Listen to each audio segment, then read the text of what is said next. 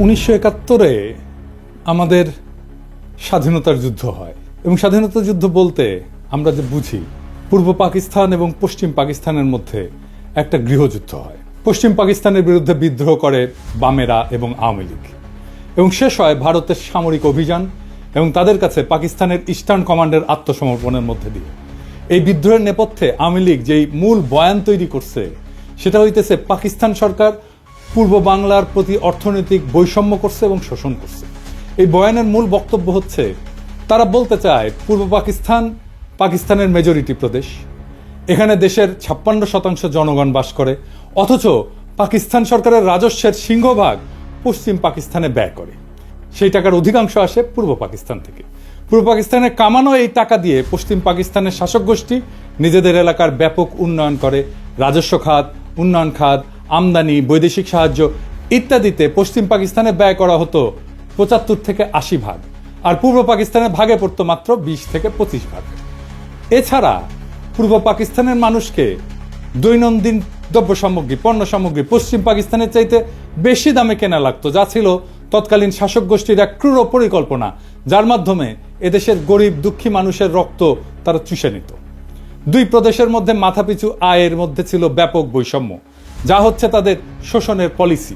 এইসব ক্ষোভকে ঘুঁটা দিয়া আওয়ামী লীগ 70 সালের নির্বাচনে একটা বিখ্যাত পোস্টার ছাপায় সারা দেশে ব্যাপকভাবে বিলি করছিল। পোস্টারটার শিরোনাম ছিল সোনার বাংলা শ্মশান কেন। কি ছিল সেই পোস্টারে? সেই পোস্টারে দেখানো হয়েছে যে বৈষম্য। রাজস্ব খাতে বাংলাদেশ 1500 কোটি টাকা ব্যয় হয়, পশ্চিম পাকিস্তানে 5000 কোটি টাকা ব্যয় হয়। উন্নয়ন খাতে ব্যয় হয় বাংলাদেশে 3000 কোটি টাকা, পশ্চিম পাকিস্তানে 6000 কোটি টাকা। বৈদেশিক সাহায্য বাংলাদেশ শতকরা পায় 20 ভাগ, পশ্চিম পাকিস্তান পায় 80 ভাগ। বৈদেশিক দ্রব্য আমদানি বাংলাদেশের শতকরা 25 ভাগ, পশ্চিম পাকিস্তান 75 ভাগ। কেন্দ্রীয় সরকারের চাকরি বাংলাদেশের শতকরা 15 ভাগ আর পশ্চিম পাকিস্তানে 85 ভাগ। সামরিক বিভাগে চাকরি বাংলাদেশে শতকরা 10 ভাগ এবং পশ্চিম পাকিস্তানে 90 ভাগ। চাইলের দাম মন প্রতি বাংলাদেশে 50 টাকা আর পশ্চিম পাকিস্তানে 25 টাকা। আটা মন প্রতি বাংলাদেশে 30 টাকা, পশ্চিম পাকিস্তানে 15 টাকা। সরষের তেল বাংলাদেশে 5 টাকা, পশ্চিম পাকিস্তানে 2.5 টাকা।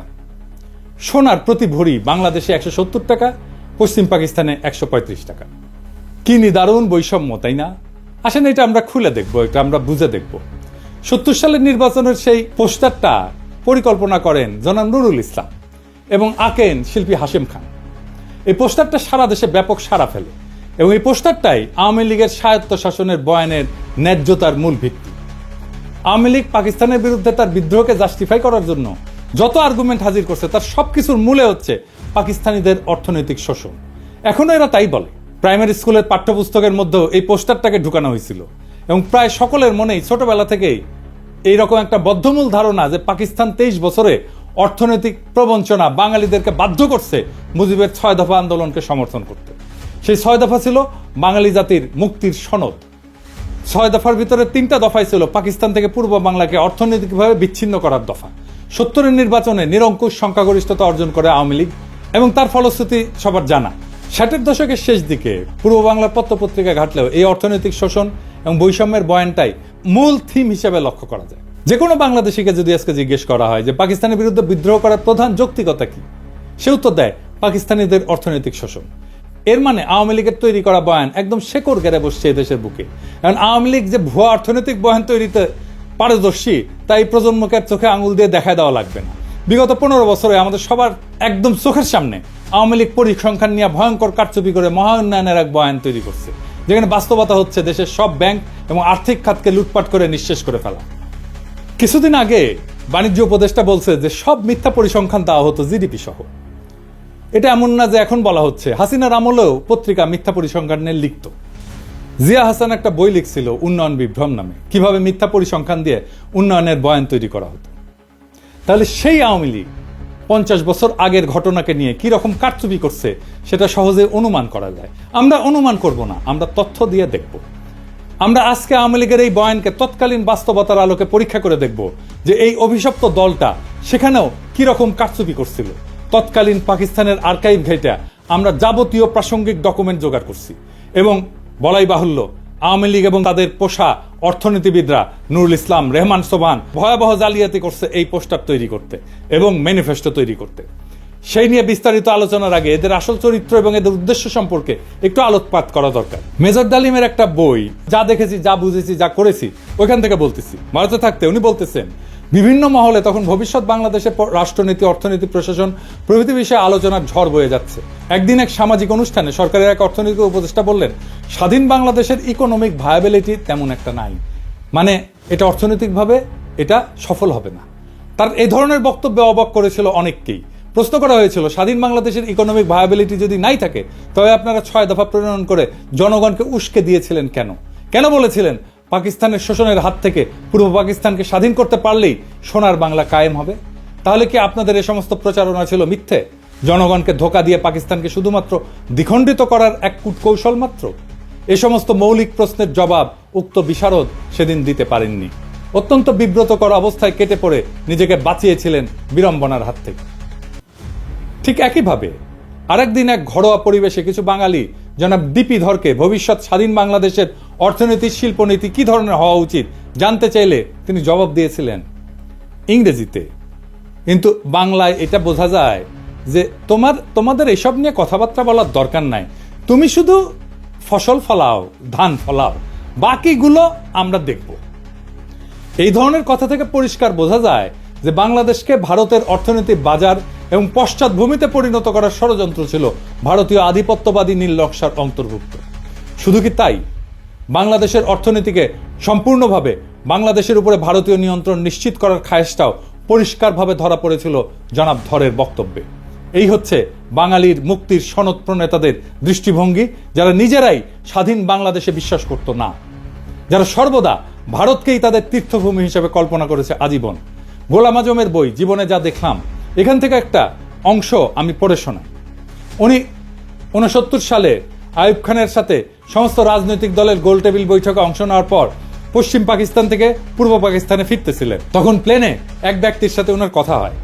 একজন 6 দফা প্রণেতার দাবি, গোলটেবিল বৈঠক ব্যর্থ পরিণতির পর থেকে করাচি থেকে ঢাকা ফিরে আসার পথে বিমানে এক ভদ্রলোকের অত্যন্ত আগ্রহ ও উৎসাহ নিয়ে আমার সাথে হাত মিলালেন।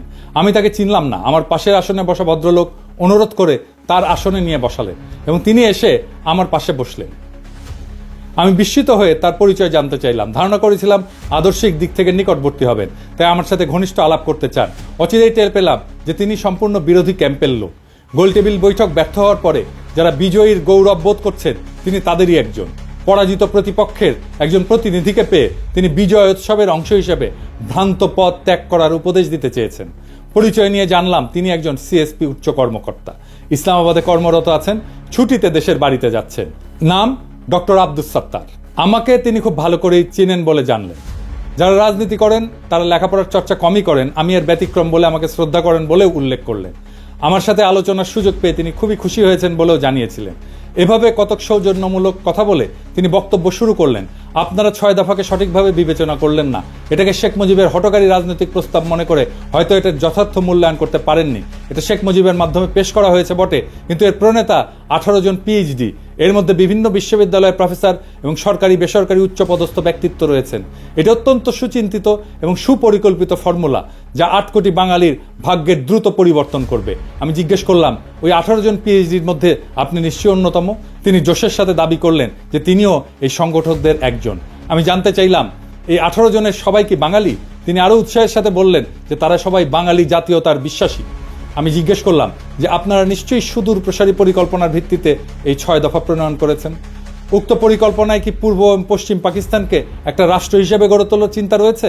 তিনি খুবই খোলা মনে জবাব দিলেন, আপনারা জনগণের ময়দানে কাজ করেন, আমরা তাদের সাথে কাজ করছি যারা দেশ চালাচ্ছে। পাঞ্জাবিরা আমাদের দাবিয়ে রাখতে চায়, তাদের থেকে আলাদা না হয়ে আমরা উন্নতি করতে পারবো না। আমাদের দু অঞ্চলের মাঝখানে ভারত, এ অবস্থায় এক রাষ্ট্রের অন্তর্ভুক্ত থাকা অস্বাভাবিক। আমি বললাম, আমরা সংখ্যাগরিষ্ঠ, দেশ গণতন্ত্রের পথে এগুচ্ছে, আমরা কেন্দ্রীয় প্রাধান্য বিস্তার করব, আমরা কেন আলাদা হওয়ার কথা চিন্তা করব? তারা আলাদা হতে চাইলে দেখা যাবে। এর জবাবে তিনি এমন কথা বললেন যা শুনে আমি চমকে গেলাম। তিনি বললেন, বাঙালি জাতি হিসাবে আমাদেরকে চিন্তা করতে হবে 47 সালে বাঙালি জাতিকে বিভক্ত করায় আমরা জাতি হিসেবে দুর্বল হয়ে গেছি। বাঙালি জাতি ঐক্যবদ্ধ হলে গোটা উপমহাদেশে আমরা বিশাল মর্যাদার অধিকারী হতে পারবো। আমি জানতে চাইলাম, পশ্চিমবঙ্গের বাঙালিরা কি ভারত থেকে আলাদা হয়ে আমাদের সাথে মিলে আলাদা রাষ্ট্রে অন্তর্ভুক্ত হতে রাজি হবে? তিনি আস্থার সাথে বললেন, আলবৎ তারা প্রস্তুত হবে। তারা কলকাতাকে রাজধানী করতে চাইবে। বঙ্গদেশ বিভক্ত না হলে তো আমাদের পূর্ব পাকিস্তানের রাজধানী কলকাতাতেই থাকতো। ব্রিটিশ আমলেও কলকাতা বহু বছর ব্রিটিশ ভারতের রাজধানী ছিল। এখানে লক্ষণীয় যে উক্ত ব্যক্তি খালি 6 দফাতেই সন্তুষ্ট নন, উনি প্রত্যক্ষভাবে বাংলার সাথে যোগ দেওয়ার জন্য উদ্গ্রীব এবং সেই জন্যে পূর্ব বাংলার রাজধানী ঢাকা থেকে কলকাতাতে সরাই দিতেও প্রস্তুত। ক্ষুদিরাম সূর্য সেনের মন্ত্রমুগ্ধ শিষ্য। 47 সালের পার্টিশনের ইতিহাস সম্পর্কে যাদের মিনিমাম পড়াশোনা আছে তাদের জানার কথা, কংগ্রেসের দাবির মুখে লর্ড মাউন্টব্যাটেন মুসলিম সংখ্যাগরিষ্ঠ প্রদেশ পাঞ্জাব এবং বাংলাকে পার্টিশন করার সিদ্ধান্ত নেন, যেটার পুরোটা পাকিস্তানে আসার কথা ছিল। কায়েদে আজম জিন্নাহ অনিচ্ছা সত্ত্বেও এই পার্টিশনের সিদ্ধান্তকে মেনে নেন, যেটা ছিল তার স্টেটসম্যানশিপের পরিচয়। জিন্নাহ এটা নিয়ে আফসোস করে পোকায় কাটা পাকিস্তান বলেছিলেন। মাউন্টব্যাটেন প্ল্যানের আগ পর্যন্ত কংগ্রেস, মুসলিম লীগ এবং ইংরেজ সরকারের মধ্যে যত আলোচনা হয়েছে তার মুখ্য টপিক ছিল নতুন সংবিধানে ব্রিটিশ ভারতের 11টি প্রদেশের মধ্যে কি রকম সম্পর্ক থাকবে স্বাধীনতার পর। 1946 সালের ক্যাবিনেট মিশনে পুরো ভারতকে অখণ্ড রেখে মুসলিম প্রধান প্রদেশগুলোকে ম্যাক্সিমাম অটোনমি দেওয়ার একটা প্রস্তাব সংবিধানে করা হয়, যেটাতে মুসলিম লীগ এবং কায়েদে আজম সম্মতি প্রদান করেন। কংগ্রেস এবং নেহরু সেই প্রস্তাব মানতে রাজি না থাকায় কায়েদে আজম এরপর পূর্ণ স্বাধীনতার দাবি করেন। মাউন্টব্যাটেন প্রস্তাবের আগ পর্যন্ত প্রদেশগুলোকে অখণ্ড রেখে কোন প্রদেশ ভারতে থাকবে আর কোনটা পাকিস্তানে যাবে সেটা নিয়ে নেগোসিয়েশন চালান। মুসলিম লীগ 11টি প্রদেশের মধ্যে 4টি মুসলিম প্রধান প্রদেশ বাংলা, পাঞ্জাব, সিন্ধু, উত্তর পশ্চিম সীমান্ত প্রদেশ দাবি করে। মাউন্টব্যাটেন নেহরু দিয়ে ইনফ্লুয়েন্স হন। এই নেহরুর সাথে মাউন্টব্যাটেনের স্ত্রীর একটা অ্যাফেয়ার ছিল, দরকার পড়লে এটা রেফারেন্স দেওয়া যাবে। তো এই ইনফ্লুয়েন্সড হয়ে বাংলা এবং পাঞ্জাবের পুরো প্রদেশ না দিয়ে সেটাকেও পার্টিশন করার সিদ্ধান্ত নেন। 3রা জুন মাউন্টব্যাটেনের পার্টিশনের সিদ্ধান্তের পর ব্রিটিশ পার্লামেন্টের প্রথম প্ল্যানে, যেটা জুলাই মাসে ইন্ডিয়ান ইন্ডিপেন্ডেন্স অ্যাক্ট 1947-এর ভিতরে অন্তর্ভুক্ত ছিল, বাংলা প্রদেশের 5টি বিভাগের বর্ধমান প্রেসিডেন্সি, রাজশাহী, ঢাকা, চট্টগ্রাম 28টা জেলার মধ্যে পাকিস্তানকে 16টা জেলা প্রদান করা হয়। বর্ধমান বিভাগকে সম্পূর্ণ ভারতে, ঢাকা এবং চট্টগ্রাম বিভাগকে পার্বত্য চট্টগ্রাম ডিস্ট্রিক্ট বাদে, পার্বত্য চট্টগ্রাম পরে অন্তর্ভুক্ত হয়েছে, সম্পূর্ণ পাকিস্তানকে প্রদান করা হয়। প্রেসিডেন্সি বিভাগের 6টি জেলার মধ্যে পাকিস্তানকে 3টা, যশোর, মুর্শিদাবাদ, নদিয়া এবং ভারতকে 3টা জেলা, কলকাতা, 24 পরগনা, খুলনা প্রদান করা হয়। রাজশাহী বিভাগকে পার্টিশন করে 8টি জেলার মধ্যে 6টি জেলা, বগুড়া, দিনাজপুর, মালদা, পাবনা, রাজশাহী, রংপুর পাকিস্তানে এবং অবশিষ্ট 2টি জেলা দার্জিলিং, জলপাইগুড়ি ভারতে প্রদান করা হয়। এছাড়া জুলাই মাসে আসামের সিলেট জেলাতে গণভোট হয়, সেখানকার সংখ্যাগরিষ্ঠ মুসলিম পাকিস্তানে যোগ দেওয়ার পক্ষে ভোট দেয়। এরপরে স্যার সিরিল রেডক্লিফকে প্রধান করে একটা পার্টিশন কমিশন বানানো হয় ফাইনাল ডিটেলস ঠিক করার জন্য। স্যার রেডক্লিফ ইন্ডিয়ান ইন্ডিপেন্ডেন্স অ্যাক্টের প্ল্যানে অদল বদল করেন। প্রথমত উনি মুর্শিদাবাদ, নদিয়া এবং মালদা জেলাকে ভারতে প্রদান করেন, পাকিস্তানকে ভারত থেকে খুলনা নিয়ে প্রদান করেন, এছাড়া পাকিস্তানকে পার্বত্য চট্টগ্রাম জেলা প্রদান করেন। খালি এতটুকু করেই ক্ষান্ত হন নাই, উনি এরপরে পার্টিশনের ইউনিটকে জেলা থেকে থানা পর্যায়ে নামায় আনেন। অর্থাৎ খালি মুসলিম সংখ্যাগরিষ্ঠ জেলার মধ্যে যেসব থানা মুসলিম সংখ্যাগরিষ্ঠ সেগুলোকেই পাকিস্তানে ভাগে পড়ে, প্রদেশ থেকে ইউনিট একেবারে থানাতে নামায় আনছে। এর ফলে রেডক্লিফ সাহেবের জলপাইগুড়ি এবং দিনাজপুর জেলাকে পার্টিশন করে মুসলিম প্রধান থানাকে পাকিস্তানে দেন। মালদা, মুর্শিদাবাদ পুরোটাই ভারতে থাকে মুসলিম সংখ্যাগরিষ্ঠ হওয়া সত্ত্বেও। নদিয়াকে পার্টিশন করে কুষ্টিয়া, চুয়াডাঙ্গা অঞ্চল পাকিস্তানে এবং যশোরকে পার্টিশন করে বনগাঁ পর্যন্ত ভারতকে দেওয়া হয়। 24 পরগনা জেলা পুরোটাই ভারতে থাকে। এরপরও উনি ক্ষান্ত হন না, উনি সিলেটের 35টি থানার মধ্যে 6টি থানা কেটে করিমগঞ্জ সহ সেটা ভারতকে প্রদান করেন। এই রেডক্লিফ অ্যাওয়ার্ড দেশ স্বাধীন হওয়ার 1-2 দিন পর প্রকাশ করা হয়। রেডক্লিফ পাঞ্জাবেও ঘুটু করছে, মাউন্টব্যাটেনের চাপে পড়ে, সেটা অন্য কাহিনী, এর সাথে কাশ্মীর জড়িত। রেডক্লিফ রিভারের রেলেভেন্ট অংশ আপনি এখানে পাবেন, আমি সবগুলোই ডেসক্রিপশনে দিয়ে দিচ্ছি। 3রা জুন 1947 সালে মাউন্টব্যাটেনের পার্টিশন সিদ্ধান্ত প্রকাশিত হওয়ার পর বাংলা প্রদেশের মুসলিম লীগের নেতা সোহরাওয়ার্দী দিল্লিতে কায়েদে আজমের সাথে দেখা করতে যান। সোহরাওয়ার্দী এবং বাংলার মুসলিম লীগ ভেবেছিল পুরো বাংলা প্রদেশ পাকিস্তানে যাবে। পার্টিশনের সিদ্ধান্তে তারা স্বাভাবিকভাবে আপসেট হয়। সোহরাওয়ার্দী এবং আবুল হাসিম মানে বদরুদ্দিন ওমরের বাবা জিন্নার কাছে অনুমতি চায়। যদি জিন্না রাজি থাকে তখন তারা বাংলা কংগ্রেসের নেতাদের সাথে আলোচনা করে 2 পক্ষ মিলে একটা প্রপোজাল দেবে যাতে পুরো বাংলা প্রদেশ এক থেকে ভারত এবং পাকিস্তান থেকে আলাদা হয়ে তৃতীয় একটা দেশ তৈরি করে আসামের সাথে মিলে। জিন্না তার সম্মতি প্রদান করেন। এই প্রস্তাবে বাংলা কংগ্রেসের নেতা শরৎ বসু, সুভাষ বোসের দাদা, এবং শর্মিলা বোসের ঠাকুরদা, যিনি এই বইটা লিখছিলেন। ওনারা নিমরাজি থাকলেও কেন্দ্রীয় কংগ্রেসের নেতা নেহেরু এবং সর্দার প্যাটেল যখন জানতে পারে, তারা শরৎ বোসকে বিশাল ঝাড়ি মারে, তাতে শরৎ বোস ওই প্রস্তাব থেকে সরে আসে। এছাড়া বাংলার হিন্দু মহাসভার নেতা শ্যামাপ্রসাদ মুখার্জি এই প্রস্তাব শোনার পর বিশাল জনসভা ডেকে এই প্রস্তাবের বিরোধিতা করার জন্য। তারা কোনো মতেই হিন্দুস্তান থেকে আলাদা হতে রাজি না।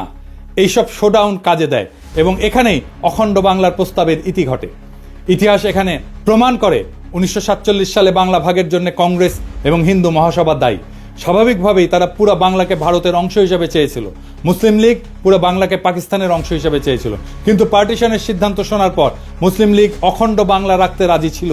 যদি বাংলা আসাম মিলে তৃতীয় আর একটা দেশ হয়, কংগ্রেস এবং মহাসভা সেটার চাইতে খণ্ডিত বাংলাকেই ভারতের অংশ হিসেবে প্রেফার করে। তৎকালীন বাংলার মুখ্যমন্ত্রী সোহরাওয়ার্দী শেষে একটা প্রস্তাব দেয় যে অন্তত রাজধানী কলকাতা 6 মাস পর পাক ভারতের যৌথ কন্ট্রোলে থাকুক, যাতে প্রশাসনিক ব্যবস্থা অর্গানাইজভাবে ট্রান্সফার করা যায়। সর্দার প্যাটেলের উত্তরে বলেন, নট ইভেন ফর 6 days। কাজেই পশ্চিম বাংলার হিন্দুরা হিন্দুস্তানের থেকে আলাদা হয়ে পূর্ব বাংলার মুসলিমদের সাথে ইউনিয়ন করে থাকবে, আর ভারতও এটা মেনে নিয়ে বিনা যুদ্ধে এত বড় মেদিনী ছেড়ে দেবে। মানে দুর্যোধন বলছিল মহাভারতের, বিনা যুদ্ধে নাহি দেব সূচক্র মেদিনী, একটা সূচের আগায় যতটুকু ভূমি থাকে ওইটাও যুদ্ধ ছাড়া দেব না, ওটাই ভারতের পলিসি। তাই এটা একটা আকাশ কুসুম কল্পনা। আওয়ামী লীগের নেতাদের এসব ইতিহাস খুব ভালো করে জানার কথা, কারণ তারা মুসলিম লীগের কর্মী ছিল 47 সালে। এরপর এইসব 6 দফা প্রণেতারা মানুষকে মূলা দেখাইছে যে তারা পশ্চিম বাংলার সাথে ইউনিয়ন করবে। এইটা ছিল আওয়ামী লীগের একটা ভয়ঙ্কর প্রতারণা। 1971 সালের 7 দফা চুক্তির ইতিহাস নতুন প্রজন্ম ইতিমধ্যে জেনে ফেলছে। সর্বশেষে এই পোস্টারের প্রণেতা অর্থনীতিবিদ নুরুল ইসলাম যে কত স্থূল একজন ব্যক্তি ছিল তার একটা সামান্য উদাহরণ দেই। 2016 সালে বাংলাদেশ প্রতিদিন পত্রিকায় পোস্টারটার শিল্পী হাশেম খান একটা প্রবন্ধ লেখেন। সেখানে উনি পোস্টার তৈরির ইতিহাস বর্ণনা করেন। সেই প্রবন্ধের একটা অংশ হচ্ছে, কিছুক্ষণের মধ্যে নুরুল ইসলাম ফিরে এসে বললেন, কিছু একটা দাঁড় করাতে পারলেন? আজকে আর বিদ্যুৎ আসবে না। পাকি সরকার পূর্ব পাকিস্তানের অন্ধকারে রাইখা পাকিস্তানের আলোতে ভাসাইয়া দিচ্ছে। সারা রাত শহর বন্দর অলিগলি এমনকি গ্রাম পর্যন্ত বিদ্যুতের বাতি আলো দিতেছে। সামনের ইলেকশনে পশ্চিমাদের গদি থেকে নামাইয়া আওয়ামী লীগরে বসাইতে হবে। নুরুল ইসলাম দাবি করতেছেন পূর্ব পাকিস্তানের লোডশেডিং এর জন্য পশ্চিম পাকিস্তান দায়ী। তারা এখন এখানে বিদ্যুৎ বন্ধ করে নিজেদের এলাকায় বিদ্যুৎ সরবরাহ করতেছিল। কি অদ্ভুত দাবি আর মনস্তত্ত্ব। পূর্ব আর পশ্চিম পাকিস্তানের মধ্যে 1000 মাইল দূরত্ব, মাঝখানে শত্রু দেশ ভারত আর সমুদ্র, দুই অংশে বিদ্যুতের 2টা গ্রিড। এক গ্রিড থেকে আরেক গ্রিডে পাওয়ার ট্রান্সফার করা অসম্ভব একটা ঘটনা। এক গ্রিডে সারপ্লাস বিদ্যুৎ থাকলেও আর এক গ্রিডের সাথে ট্রান্সফার করার কোনো উপায় নাই। কাজে পূর্ব পাকিস্তানের বিদ্যুৎ বন্ধ কইরা পশ্চিম পাকিস্তানকে আলোর বন্যায় ভাসিয়ে দেওয়ার মতো নিতান্ত শিশুসুলভ দাবি খুবই হাস্যকর। সে নাকি বাংলাদেশের প্রধান অর্থনীতিবিদ ছিল, সে বাংলাদেশের পরিকল্পনা কমিশনের প্রধান ছিল স্বাধীনতার পরে। এই মক্কেল আবার নাকি হার্ভার্ডের গ্র্যাজুয়েট। হ্যাঁ, আরেকজন মুখ্য চরিত্র যে 6 দফার খসড়া করার ব্যাপারে অন্যতম মুখ্য ভূমিকা রাখছিল, তার নাম রুহুল কুদ্দুস, একজন সিএসপি আমলা। বাংলাদেশ স্বাধীন হওয়ার পর প্রথম ক্যাবিনেট সেক্রেটারি হয়। রুহুল কুদ্দুসের ব্যাপারে শুধু 2টা তথ্য যথেষ্ট তার চরিত্র এবং এজেন্ডা বোঝার জন্য। প্রথমটা হচ্ছে এই 50-এর দশকে একটা দুর্নীতির মামলার বিবরণ। সেখানে আমূল আসামি শেখ মুজিবুর রহমান পূর্ব পাকিস্তানের প্রাদেশিক মন্ত্রী থাকার সময় দুর্নীতির কারণে জেলে সাজাপ্রাপ্ত হন। সেই দুর্নীতি মামলায় মুজিবের সহযোগী ছিল এই রুহুল কুদ্দুস। তার পুরস্কার দিছে, যেহেতু মামলা ফাঁসিছে তার পুরস্কার দিছে সেক্রেটারি বানায়। আর একটা মামলা হচ্ছে আগরতলা ষড়যন্ত্র মামলা, যেখানে আসামিরা ভারতের প্রত্যক্ষ সাহায্যে পূর্ব পাকিস্তানে বিদ্রোহ সংগঠিত করে বিচ্ছিন্ন হওয়ার পরিকল্পনা করে। সেই মামলার অন্যতম প্রধান আসামি ছিল এই রুহুল কুদ্দুস। আগরতলা মামলার বয়ানে প্রথমে মিথ্যা মামলা বলে প্রচার করা হয়েছিল আমাদের ছোটবেলায় পাঠ্যপুস্তকে। এই মামলাকে মিথ্যা মামলা হিসেবে দেখানো হয়েছিল, কিন্তু 2011 সালে মামলার অন্যতম আসামি কর্নেল শওকত আলী আওয়ামী লীগের ডেপুটি স্পিকার ছিল, গর্বের সাথে একটা বই লেখে, সত্য মামলা আগরতলা। দেশের অনেক মানুষের কাছে পাকিস্তান থেকে বিচ্ছিন্ন হয়ে আলাদা রাষ্ট্র গঠনের যৌক্তিকতা হচ্ছে 25 এবং 26 মার্চের তারিখে পাকিস্তান আর্মির অপারেশন সার্চলাইট। তাহলে 60-এর দশকে যারা ভারতের সাহায্যে এই সমস্ত বিদ্রোহ পরিকল্পনা করছিল তাদের জাস্টিফিকেশন কি ছিল? পাকিস্তান তো 1971 সালের আগে কোনো গণহত্যা চালায়নি। যদি বলে অর্থনৈতিক বৈষম্য, সেই বেলুন আমরা একটু পরে ফুটা করে দেখা দিচ্ছি। 1965 সালে পাকিস্তান ভারতের সাথে একটা ফুল স্কেল যুদ্ধ হয়। ঠিক তার পরপর কোন ধরনের চরিত্রের মানুষ সেই ভারতের থেকে অস্ত্র এবং টাকার সাহায্য নিয়ে পাকিস্তানের বিরুদ্ধে বিদ্রোহ করার পরিকল্পনা করে? এই ধরনের মানুষেরা পাকিস্তানের তথাকথিত শোষণের বয়ান তৈরি করে জনগণের মধ্যে ফেরি করছে। এখানে প্রফেসর সৈয়দ সাজ্জাদ হোসেনের কিছু অবজারভেশন খুবই গুরুত্বপূর্ণ। ওনার 71-এর স্মৃতি বলে একটা বই আছে। তিনি একাধারে একজন প্রখ্যাত শিক্ষাবিদ, সাহিত্য পণ্ডিত এবং লেখক। বাঙালি মুসলমানের মধ্যে তিনি প্রথম ব্যক্তি যিনি ইংরেজি সাহিত্যে পিএইচডি ডিগ্রি অর্জন করছিলেন। রাজশাহী বিশ্ববিদ্যালয়ের ভিসি ছিলেন উনি। আসল কথা, যারা এই সমস্ত কথা বলে এবং এই জিনিস শুরু হয়েছে 60-এর দশক থেকেই, তারা একটা রাজনৈতিক উদ্দেশ্য হাসিলের মতলবে এই সমস্ত থিওরি আওড়ায়। 1947 সালে বিভক্তি এরা মানতে রাজি নয় এবং এই অঞ্চল স্বাধীন থাকুক এটা তারা চায় না। পাকিস্তান আমলে এরা অনবরত প্রচার করেছে যে আমরা পাঞ্জাবিদের অধীন এবং পাকিস্তান থেকে বেরিয়ে এলে সত্যিকার অর্থে স্বাধীন হতে পারবো। আবার এখন বলছে 1971 সালে যে স্বাধীনতা অর্জিত হয় তার কোনো মূল্য নাই, ওপার বাংলার সাথে মিলে গেলেই নাকি আমরা সত্যি মুক্ত হবে। 1971 সালে ভারতের সাথে মিলিত হওয়ার কথা প্রকাশ্যভাবে বলা হতো না, কারণ ও কথা বললে এদেশের জনসমাজ সাড়া দিত না। তাই তখন বলা হচ্ছিল ভারত আমাদের প্রকৃত বন্ধু, ভারতের সৈন্য এসে আমাদের রক্ষা করবে। ভারতে বাঙালি, পাঞ্জাবি, মারাঠি, তামিল, শিখ, পার্সি বিভিন্ন জাতি এবং ভাষাভাষী লোকেরা এক রাষ্ট্র গঠন করে বসবাস করতে পারে, তার মধ্যে কোনো অসঙ্গতি লক্ষ্য হয়নি। কিন্তু পাকিস্তানে পাঞ্জাবি, পাঠান, সিন্ধি এবং বাঙালি এক রাষ্ট্র গঠন করে এমন একটা কর্ম করেছিল যা শুধু হাস্যকরই না, রীতিমতো অ্যাবসার্ড এবং অযৌক্তিক। এই যুক্তিটি চিরকালই আমার কাছে অদ্ভুত থেকেছে। ভারতের প্রধান ধর্ম হচ্ছে হিন্দুত্ব। উত্তর ভারতের ব্রাহ্মণ এবং রাজপুতের সঙ্গে পশ্চিম ভারতের মারাঠা এবং দক্ষিণ ভারতের দ্রাবিড় সম্প্রদায়গুলির মধ্যে ধর্মীয় বন্ধন ছাড়া আর কোনো বন্ধন নাই। এই ধর্ম ইসলামের মতো ধর্ম নয়। উত্তর ভারতের ধর্মীয় আচরণের সঙ্গে দক্ষিণ ভারতের ধর্মীয় আচরণের প্রভেদ অনেক। মুসলমান বলতে আমরা যেমন বুঝতে পারি যে ব্যক্তি এক আল্লাহ এবং রসুলে বিশ্বাস করে, সেরকম কোনো সর্বগ্রাহ্য বিশ্বাস হিন্দুদের মধ্যে নেই। তবু অহর্নিশ আমাদের বলা হয়েছে যে কায়েদে আজম মোহাম্মদ আলী জিন্নাহ আমাদের ইচ্ছার বিরুদ্ধেই নাকি পূর্বাঞ্চলকে পাকিস্তানের সাথে যুক্ত করেছিলেন।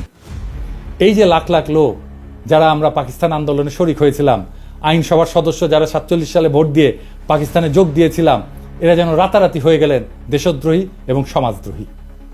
বর্তমানেও বাঙ্গু, সুশীল, প্রগতিশীল, প্রথম আলো, মতি, ডেইলি স্টারের মাহফুজ এবং তাদের কলামিস্ট বর্গ যেমন আলী ইমাম মজুমদার ভারতের কোনো কোনো প্রদেশের বিচ্ছিন্নতার কথাও শুনলে তেলে বেগুনে জ্বলে ওঠে। তারাই আবার পাকিস্তানের প্রদেশগুলোর ইউনিয়নের মধ্যে কন্ট্রাডিকশন খুঁজে পায়। আবার আসা যাক অর্থনৈতিক বৈষম্য এবং আওয়ামী লীগের তৈরি বয়ান নিয়ে। এই প্রসঙ্গে ডক্টর সাজ্জাদ হোসেন লিখছেন যে যখন আওয়ামী লীগ এরকম প্রচারণা চালাচ্ছিল যে পশ্চিম পাকিস্তানের পূর্ব পাকিস্তানের বৈষম্য করা হয়, এই যে সোনার বাংলা শ্মশান কেন এরকম একটা পোস্টার ছাপে, তাহলে পাকিস্তানের তরফ থেকে কেন এইটার প্রতিবাদ জানানো হয়নি বা প্রশ্নটা পরিষ্কার করা হয়নি? এর উত্তর দিছিল পশ্চিম পাকিস্তানের একজন আমলা যে এটা আমরা তৈরি করছিলাম, কিন্তু এইটা আমরা প্রকাশ করতে গেলে একজন বাঙালি অফিসার বলছিল এটা দিলে পূর্ব পাকিস্তানের লোকেরা আরো বিলা হয়ে যাবে, সেই জন্যে তাই নাকি এটা করতে দেওয়া হয়নি, বাধা দিছিল। ওনার বইয়ে এই অংশে এটা লেখা আছে। আওয়ামী বয়ানের এই যে শুভঙ্করের ফাঁকি, এটা ধরার জন্য আমরা ব্যাখ্যা করব সরকারি ফাইন্যান্স কিভাবে কাজ করে এবং সরকারি ফাইন্যান্সের সাথে দেশের জিডিপির সম্পর্ক এটা কি। একটা দেশের জিডিপি হচ্ছে সেই দেশের মধ্যে অবস্থিত সমস্ত পণ্য, বস্তু, সার্ভিস বা সেবা, এটার যোগফল। যে দেশের যত উন্নত সে দেশের জনগণ তত বস্তু এবং সেবা উৎপাদন করে এবং ভোগ করে। সরকারের মধ্যে থেকে একটা ভাগ কর হিসাবে আদায় করে, নিজের এজেন্ডা অনুযায়ী সেটা খরচ করে। আর একটা রাস্তা হচ্ছে সরকারের আছে, সেটা হচ্ছে আভ্যন্তরীণ এবং আন্তর্জাতিক সেক্টর থেকে লোন নেওয়া। এই লোনের ইনস্টলমেন্ট পরে সরকারকে করের টাকা থেকে শোধ করতে হয়। ফাইনাল একটা রাস্তা আছে সরকারের কাছে, সেটা হচ্ছে আভ্যন্তরীণ যে কোনো বিল পরিশোধের জন্য টাকা ছাপানো। কিন্তু এর ফলে মুদ্রার মান ইনফ্লেশন হয়, আমরা জানি মুদ্রাস্ফীতি হয়। ইনফ্লেশন এক ধরনের ট্যাক্স কিন্তু, যার মাধ্যমে সরকার দেশের জিডিপির একটা অংশ নিজের পকেটস্থ করে। এই করের জন্য পার্লামেন্ট অথবা আইনসভার কোনো বিল পাস করানো লাগে না। সরকারের বাজেটে দুই ধরনের বাজেট থাকে, একটা বাজেট রাজস্ব খাত আর একটা বাজেট উন্নয়ন খাত। করের টাকা দিয়ে সরকার প্রশাসন, প্রতিরক্ষা, বিদ্যমান স্থাপনার ভরণ পোষণ, আগের ঋণের সুদ পরিশোধ এবং অন্যান্য খরচ চালায়। এটা রাজস্ব খাত বা অপারেটিং এক্সপেন্ডিচার। এরপরে কিছু সারপ্লাস থাকলে সেটা প্লাস সরকার দেশি বিদেশি সেক্টর থেকে ঋণ নিয়ে বিভিন্ন মন্ত্রণালয়ের অধীনে উন্নয়নমূলক প্রজেক্ট গ্রহণ করে। এই উন্নয়নমূলক প্রজেক্টগুলোকে এডিপি বা অ্যানুয়াল ডেভেলপমেন্ট প্রোগ্রাম বলে। অধিকাংশ প্রজেক্টে যে ব্রিজ টিজ, রাস্তা টাস্তা, এগুলো সব এডিপির অন্তর্ভুক্ত। তবে এডিপির বাইরে অল্প কিছু প্রজেক্ট থাকে। বাজেটে এডিপির বাৎসরিক বরাদ্দ দেওয়া থাকলেও সেই বরাদ্দ সবসময় সম্পূর্ণ খরচ হয় না বিভিন্ন কারণে। এর পিছনে প্রজেক্টের ধীর গতি আছে, প্রশাসনিক সক্ষমতার অভাব, কেনাকাটায় আমলাতান্ত্রিক জটিলতা ইত্যাদি কারণ থাকে। বাজেটের একটা বাস্তব স্যাম্পল দেখেন, এইরকম করে বাজেট লেখা হয়।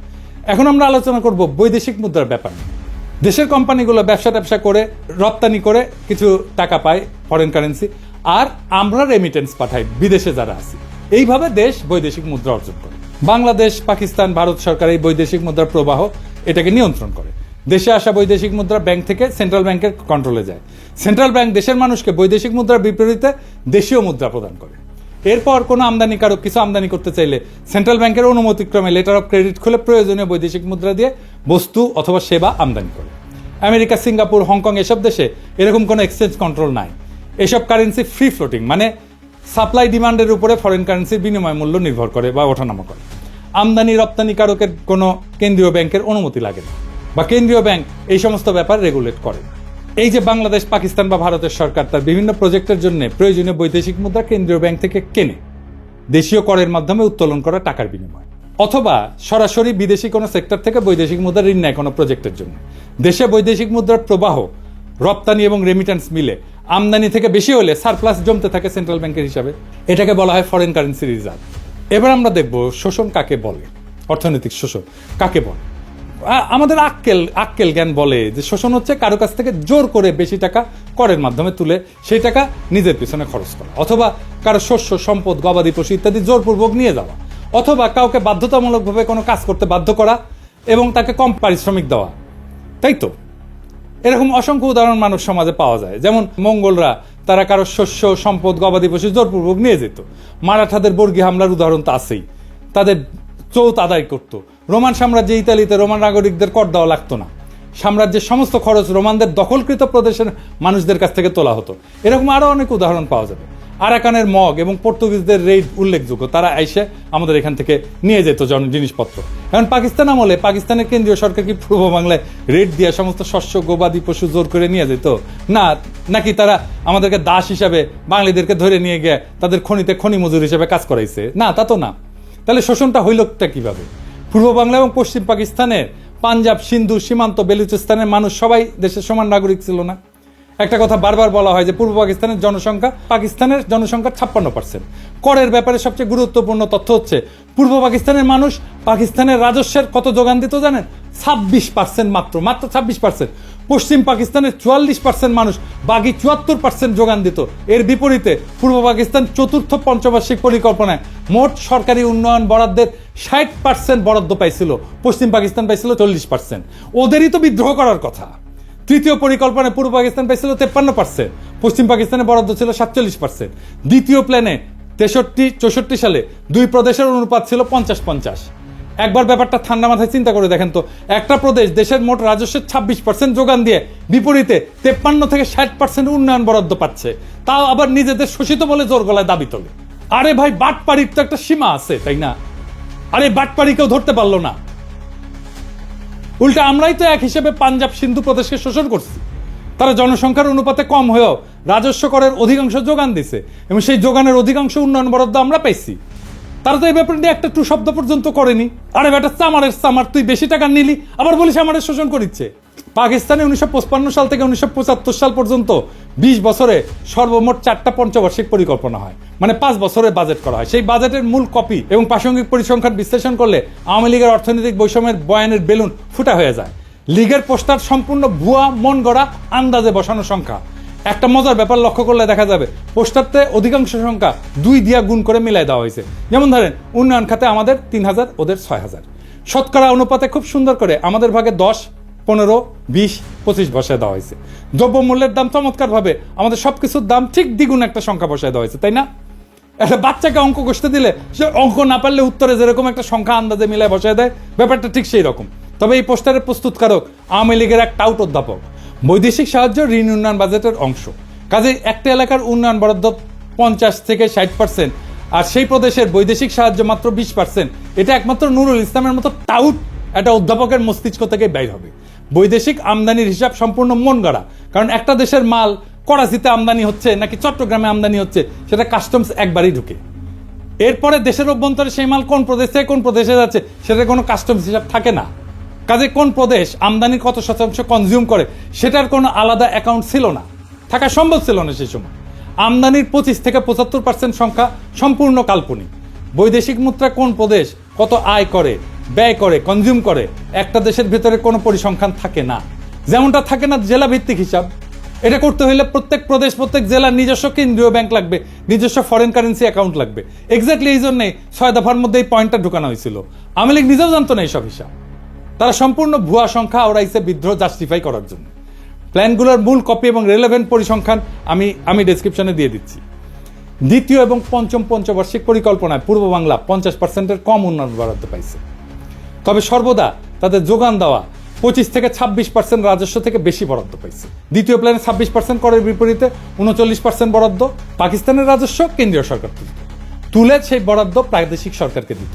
প্রাদেশিক সরকার বিভিন্ন প্রজেক্ট বাস্তবায়ন করত। প্রথম দুইটা প্ল্যানে বরাদ্দ 50%-এর কম দেওয়ার কারণ ছিল পূর্ব পাকিস্তানের প্রাদেশিক সরকারের সক্ষমতার অভাব। তারা বরাদ্দকৃত অর্থ দিয়ে সব প্রজেক্ট প্রকিউর করে কমপ্লিট করতে পারতো না। এখনো বাংলাদেশে কিন্তু এই উন্নয়ন বাজেটের অর্থ ফেরত যায়। এখনকার বাংলাদেশের এডিপি বাস্তবায়নের হার অনেক কম। আর প্রথম পরিকল্পনা যখন গ্রহণ করা হয় তখন কেন্দ্রের প্রধানমন্ত্রী ছিল আমাদের হোসেন শহীদ সোহরাওয়ার্দী, প্রাদেশিক সরকারও আওয়ামী লীগ আতাউর রহমানের নেতৃত্বে। এছাড়া পাকিস্তানের 47 সালে স্বাধীন হওয়ার পর থেকে 11 বছর পর 1958 সালে মার্শাল ল আসার আগ পর্যন্ত ক্ষমতাতে অধিকাংশ সময় বাংলাদেশের মানুষ ছিল, পূর্ব বাংলার মানুষ ছিল। প্রধানমন্ত্রী, প্রেসিডেন্ট, এমনকি গভর্নর জেনারেল হিসাবে 3 জন প্রধানমন্ত্রী, খাজা নাজিমুদ্দিন, মোহাম্মদ আলী বগুড়ার, ইনি লিয়াকতের পরে পাকিস্তানের দ্বিতীয় লংগেস্ট প্রধানমন্ত্রী ছিলেন। আওয়ামী বয়ান এদের নাম মুছে ফেলছে। হোসেন শহীদ সোহরাওয়ার্দী 11 বছর মধ্যে সর্বমোট 5 বছর প্রধানমন্ত্রী ছিলেন। প্রথম 4 বছর ছিলেন উত্তরপ্রদেশের মুয়াজ্জির লিয়াকত আলী খান। জিন্না মারা যাওয়ার পর গভর্নর জেনারেল হন আহসান মঞ্জিলের খাজা নাজিমুদ্দিন। পাকিস্তানের all powerful president Iskander Mirza, উনি তো বাংলার মানুষ। তার পূর্বপুরুষরা শত শত বছর ধরে বাংলার মুর্শিদাবাদে বসবাস করছিল, বাংলায় কথা বলতো।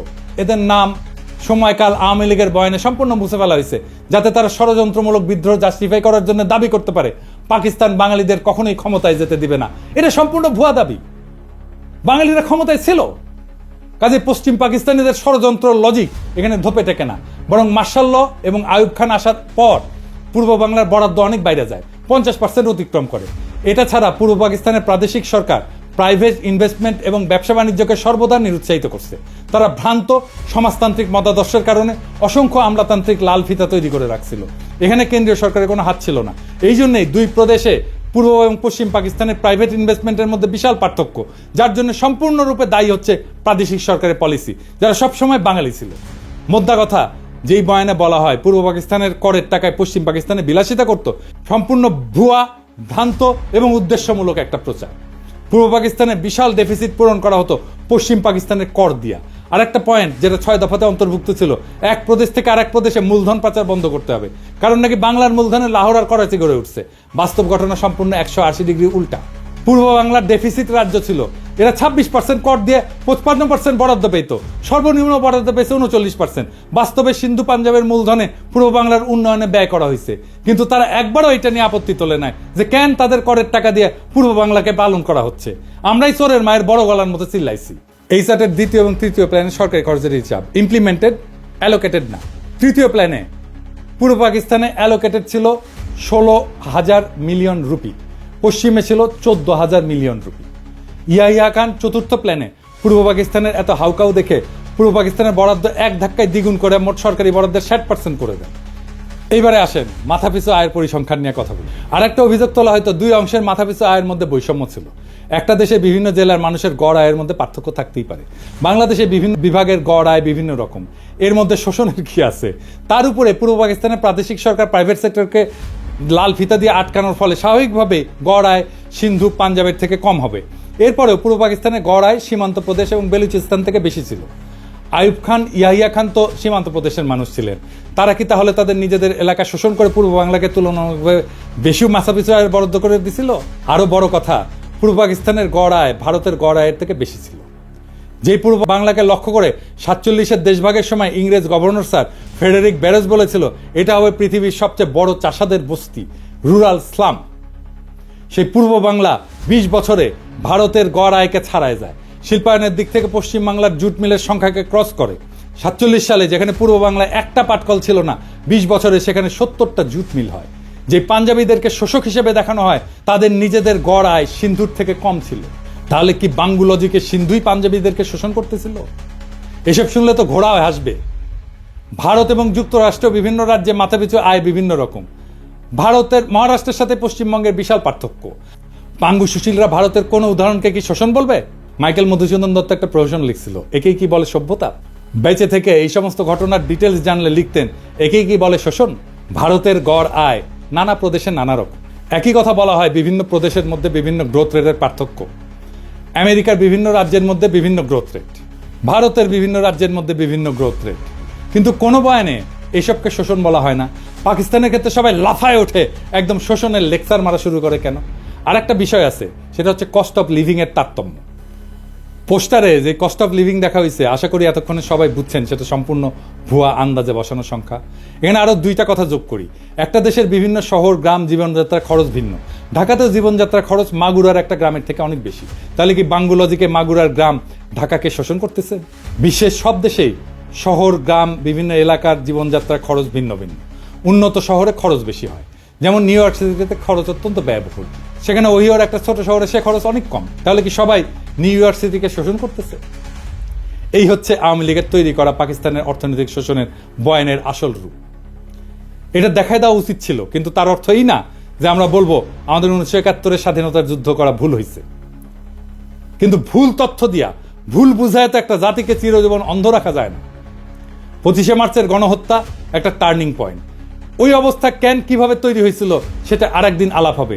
সেই অন্ধকার ইতিহাস শুনলে আপনি শিউরে উঠবেন যে কি ভয়ানক পরিকল্পনা করে এমন একটা সম্ভাবনার দিকে ঠেলে দেওয়া হয়েছিল একটা পুরো জাতিকে। সেই ইতিহাস আরেকদিন।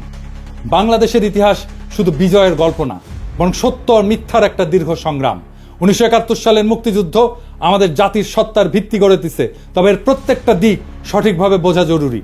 পাকিস্তানের শোষণ, বৈষম্যের বয়ান, রাজনৈতিক চক্রান্ত এবং বহির্বিশ্বের ভূমিকা, এসব প্রশ্নের নতুন বিশ্লেষণ দরকার, নতুন বয়ান দরকার, নতুন ইতিহাসবোধ দরকার। যেই জাতি ইতিহাসকে প্রশ্ন করতে শেখে, সেই জাতি ভবিষ্যৎকে রচনা করতে পারে। ভুল তথ্যের ভিত্তিতে জাতীয় চেতনার বিকৃতি ঘটে, আর সেখান থেকেই জন্ম নেয় দুর্বল শাসন, দুর্নীতি এবং প্রহসনের উন্নয়নের বয়ান। আজকে বাংলাদেশ যদি সত্যিকার অর্থে স্বাধীনতার চেতনাকে ধারণ করতে চায়, তবে তাকে নিরপেক্ষভাবে অতীতের ঘটনাগুলো পর্যালোচনা করতে হবে। সত্যের অনুসন্ধান শুধু ইতিহাসের প্রয়োজনে নয়, বরং ভবিষ্যতের জন্য অপরিহার্য। জাতি হিসেবে আমাদের দায়িত্ব হলো ইতিহাসের প্রকৃত সত্যকে জানা, যাতে মিথ্যার বুনিয়াদ ভেঙে আমরা একটা উন্নত, স্বনির্ভর এবং শক্তিশালী বাংলাদেশ গড়তে পারি। আসুন আমরা ইতিহাসকে প্রশ্ন করতে শিখি, কারণ সঠিক প্রশ্নই আমাদের সঠিক ভবিষ্যতের দিকে এগিয়ে নিয়ে যাবে। ইনকিলাব জিন্দাবাদ।